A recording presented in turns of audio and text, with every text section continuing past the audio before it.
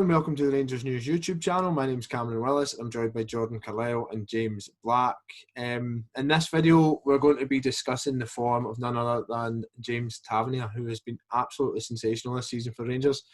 I think 27 games, 17 goals, 13 assists, and he's a right back. I think every single person in Scottish football has been well aware of the guy's ability, but they never really quite seen this season coming.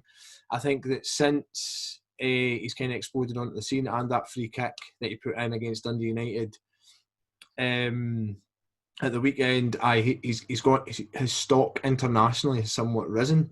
I think he's been getting a lot of attention from supporters from all over the continent and down south because of his numbers. So we're going to ask here, is he good enough for an England call-up? And is there anybody else in the country matching him for that run to Player of the Year? Jordan, go you first. Well, I'll go something more concrete with the Player of the Year. I think to start off with, it's the guy is just head and shoulders above everything at the minute. And when you think of how well Rangers have done so far this season in all competitions, but the lack of goals from Morelos, the fact that Kent started really well, but he's tailed off in terms of what he's producing in the final third. And other players have just sort of chipped in. He has been relentless, and anyone who has a social media presence, it's just awash with goal.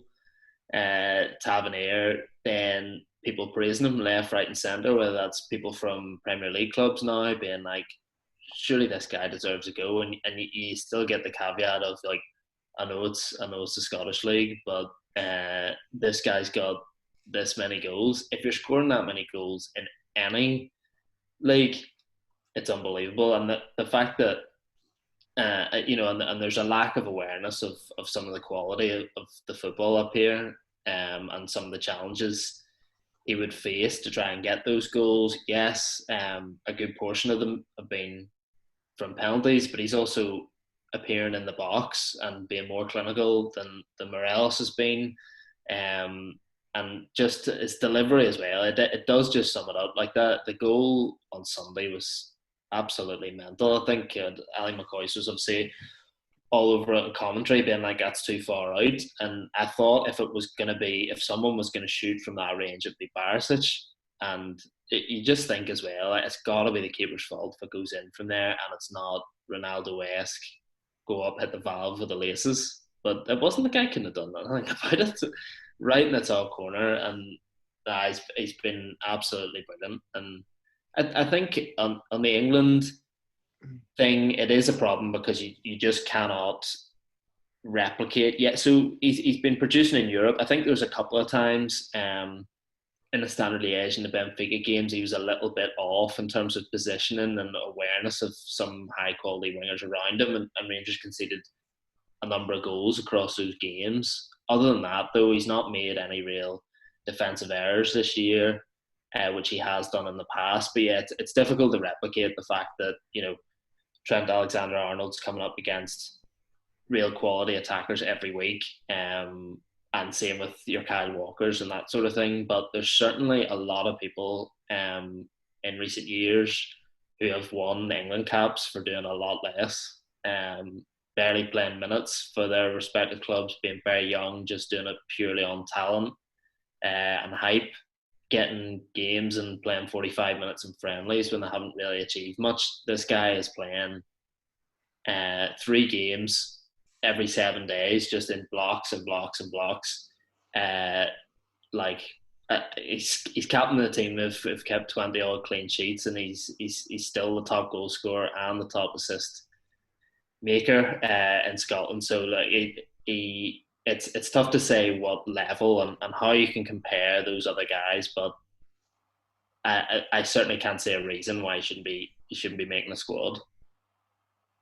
Yeah, it's for me, it's a really odd one because I know there's always, as you say, the caveat, he's only scoring goals in Scotland and he's only doing this in Scotland.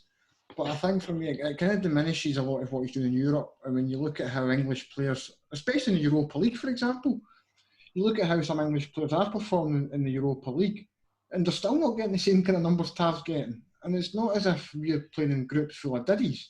You know, we've had Benfica, who are, to all intents and purposes, a Champions League team. Porto, who, to all intents and purposes, are a Champions League team.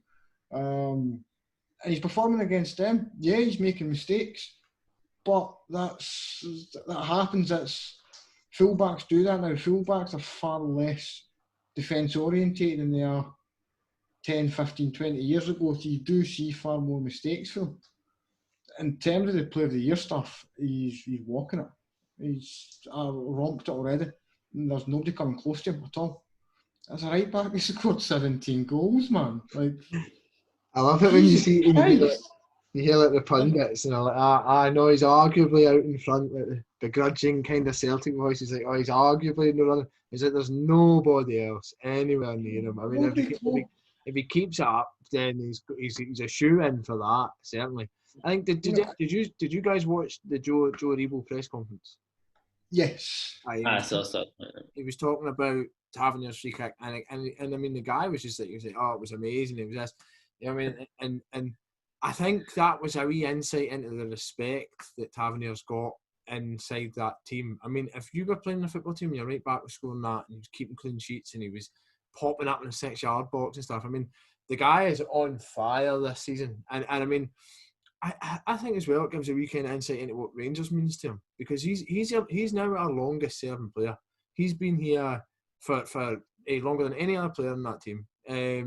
He's continuously at least. Continuously, yeah. We obviously we not mentioned McGregor or Davis, and the fact they've been across 2 terms, but he's the foundation of it, the fulcrum of it, the kind of beating heart of it, and his performances and leadership sum up everything that's good about Rangers this season, and I think it's to his credit. And I mean, I think he obviously has to get silverware and he has to get stuff over the line and yada yada yada, has to keep it up. But the Player of the Year thing isn't even up for debate. But for me, for the England thing, Trent Alexander-Arnold and Kyle Walker aside, right? England are immensely well stocked at right back. They've also got Kieran Trippier, who obviously scored in the World Cup semi-final. They've got Aaron Wan-Bissaka, who might need to pay £50 million for.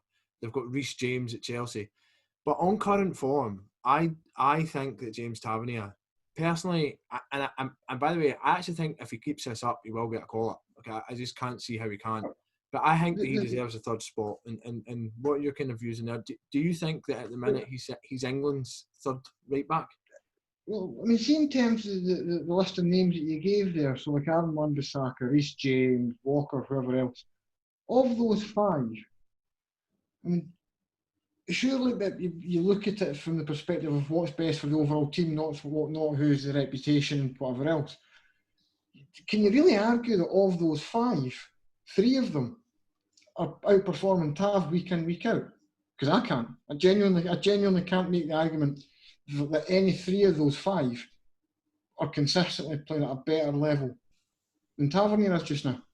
I can't. I mean, like I say, I put Walker and Trent Alexander-Arnold and Walker in front of them. Just they play at the highest level. They play for Liverpool and Man City. It's pretty unarguable, and they play every week. You know, so one's Premier League champions. You know what I mean? And it's difficult to argue against that. But the rest of them, Tavernier for me. I think Trippier had a really good year last year at Atletico. I honestly don't know how well he's doing this year. I know they're doing very well, but you have him, and who else we're talking about? Reece James, Wan-Bissaka. He's a guy who they've obviously paid a lot of money for, but a guy who everyone raves about how good his tackling is. But that's because his work rate, from what I've seen, is really poor, and basically gets himself into positions where he has to make last-ditch tackles because of his position and his sort of application. He's a guy who, as well as a defender, whereas if you are England coming into, say, this is probably a wee bit ahead, but in terms of the World Cup qualifiers, I think they've got a pretty straightforward group. I think San Marino are in there, maybe Andorra, teams like that. So those are games where England are just going to have all of the ball. So if you're playing teams like that at Wembley, you don't need an Aaron Wan-Bissaka as your third right back who's just going to sit there and defend, or he will press forward, but he's not going to have the quality in the final third that someone like a Tav has. Yeah, and there's something to be said. Yeah, there's some snobbery and stuff, obviously, about Scottish football, and obviously in terms of if you do play at right back or at right wing back for Atletico Madrid every week in the Liga, you're going to have to do a lot if you're playing in the Scottish Premiership to go above those guys. But he is doing a lot. He's doing mental things at the minute, and I just think it would show you that Southgate doesn't lose anything by it. There's also obviously guys there with a lot of reputation. I don't know about individual egos and stuff like that there, but it shows you that hard work and success is well rewarded, which in international football sometimes caps are just given out like confetti, and especially at a level like England where you cap guys like Bellingham and all this sort of stuff very, very early in their career based on undoubted massive potential. But it would just show that no matter where you play, if you're English and you're excelling, that you should be able to get a chance. I think it'd be huge for him. I think he'd love it. He'd relish it. There's another name in the Rangers camp that's been sounded out for England, and that is Conor Goldson. So what do you think? I know this video is predominantly on Tavernier, but do you think that he's in with an outside chance of getting an England call-up? Goldson, almost everything I've said about Tavernier kind of largely applies to Goldson. I know kind of some people have mentioned Ryan Kent as well, but I think Kent's got a fair bit more to go than those two. Goldson, it's not even the case that I think Goldson somebody would bring in to be, like that superstar centre back that's winning every header and, playing long ball. He's somebody that's just, he exudes calmness. You never seem to see him get flustered. And he's somebody you can bring into games that you can just talk to around about him through games. You can just kind of have that calmness. And, you watch him playing for Rangers. He's reading games against some of the best strikers in Europe and playing them out of the game in a lot of times. And he's struggling through European games for us. It's not as if you're watching a guy who's kind of getting forced into last-ditch tackles constantly. There's the odd one or two, but 9 times out of 10, he's strolling through games. And he's strolling through them at a really high level.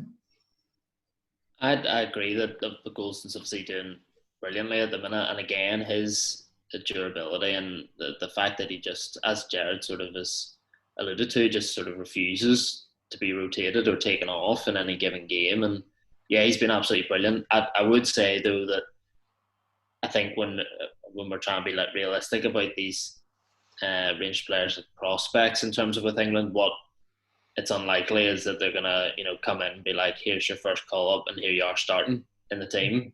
So I think Tav as a backup option brings you that fact that this guy's incredible going forward, and we might not need to even worry that much defensively because we'll be playing much weaker opposition if he gets a game. With Goldson, it's maybe slightly different because he'd just be in for, obviously he contributes plenty in the opposition box. He scored plenty of times this year, but he'd be in as a centre back.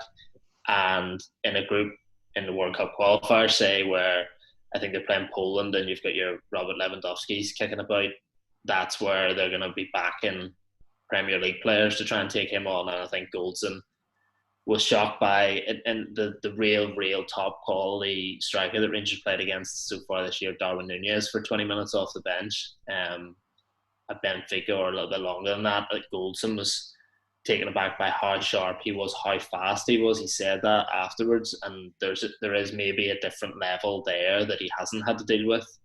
But I mean, Europa League, commanding, really good in the air, and yeah, you can get the ball down and play as well. I can't see. I think it would create a bit of an uproar. Not rightly so, but I think it would if they called up 2 Rangers players to the same camp. So I just can't, when there's so little precedent for it in recent times. So if one of them's going to get it, it'd be Tav, I think. I can't really see it happening for Goldson, but the guy's been brilliant as well. Okay, so just to kind of round this off, and this is a very daunting prospect, I think, for most Rangers fans. can you see James Tavernier leaving, right? And I mean, like this period, can you see him leaving in January, or can you see him leaving in the summer, or do you think that he's going to be a part of Rangers, or do you think that? Do you think his time at Rangers is coming to an end, either mid-season or end of season? Don't see it at all. I'd be very surprised. I know there's talk his deal's up in 18 months or so, but he seems to be playing the best football of his career. He's at a club where he's competing for titles and trophies. He's playing in Europe. He's in consideration, or talks at least, for an England spot. So yeah, I don't see any reason why you'd want to. There's absolutely no way he's going anywhere in January. He's put so much into the club, taken so much stick while he was at it, to get to this point, and now he's in a position where he could lead Rangers to an historic league title. There's silverware on the horizon, or potential silverware to compete for, and a European run. There's absolutely no way he's going anywhere. I think it would change it could change. Sorry, if the league was won, because I think that's an absolute pinnacle, going from signing for a club when they're in the Championship, completing this sort of massive comeback, and then winning the league, lifting that's the peak. And then the fact that he's 29, I don't know when he turns 30, but he might think that if there's Premier League clubs circling, it's his one chance to go back down there and play. So that could change things. But he does seem to be very, very settled at the club, and yeah, he's come through the tough times in terms of getting the stick, and now he is leading, and he's getting sort of the credit that he deserves for it. So absolutely no way is he going anywhere in January, because he's got a job to finish, and I think he'll certainly see it that way in terms of this season, showing his mettle and trying to get the team over the line. But I think circumstances, how the season goes, could then change that in the summer. I mean, I'd love it if he was just a big Rangers icon. You know what I mean? I think yeah. I think Michael Ball, he might have actually been. I mean, he wasn't at Rangers when he got called up, actually. So, no, he's a former England international and a fullback, and he was saying that he thinks that he could do a job. And if Gareth Southgate asked James Tavernier, or Stephen Gerrard rather, about James Tavernier, it'd be a positive recommendation. I mean, he also said that, this is the point, he also said that he thinks that James Tavernier is going to be the next Rangers player to be inducted into the Hall of Fame, or he should be. I don't know if he said he was the next, actually. He said that he should be. And I mean, I think Taver's got that potential. You know, I think that he I'd love it if he stayed and he became like a kind of figurehead of the team. Not that he isn't already, but he committed to that. And then we went into the Champions League with him, and he was a driving force behind it, and he really became that kind of the kind of symbol of the identity of the kind of high pressing, attacking team that we are. I think I'd like that personally, but I don't know if James Tavernier would. But thanks for tuning into this video. We'll have more to come during the week. Rangers get a big tie with St Mirren in the League Cup later on. I think this is going out Wednesday, so tonight. And yeah, please like and subscribe if you enjoyed the video, and we shall see you soon.